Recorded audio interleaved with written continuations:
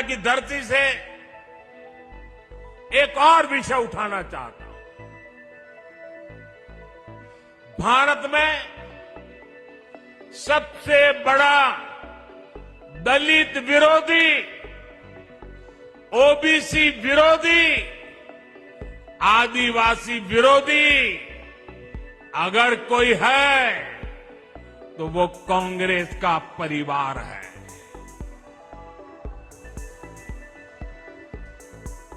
अभी इन लोगों ने कहा है कि सरकार में आए तो दलितों पिछड़ों का आरक्षण खत्म कर देंगे। यही इस परिवार की सच्चाई है।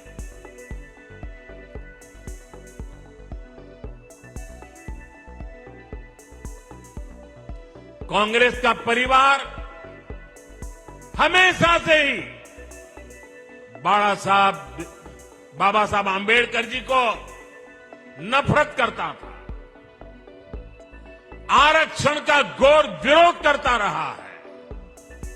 इस परिवार ने हमेशा दलितों, ओबीसी, आदिवासियों को अपमानित किया है।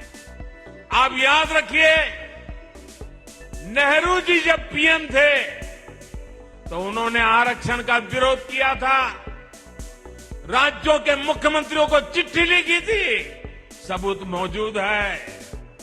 और इतना ही नहीं, नेहरू जी ने यह भी कहा था कि आरक्षण वाले नौकरी पा जाएंगे तो सरकारी सेवा की क्वालिटी खराब हो जाएगी। ये नेहरू जी के शब्द हैं।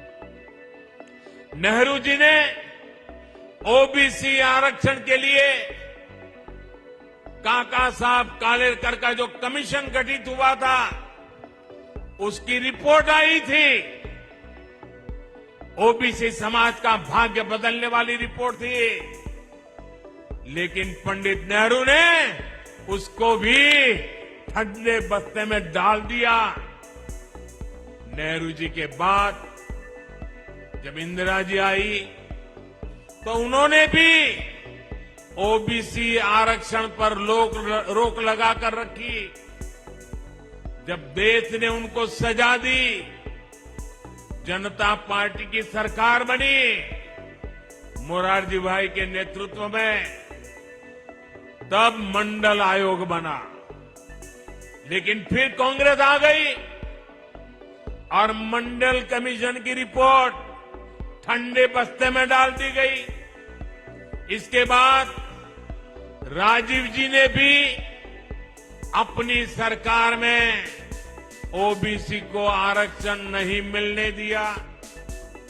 जब केंद्र में भाजपा के समर्थन से अटल जी की सरकार बनी, तब मंडल आयोग की रिपोर्ट लागू हुई।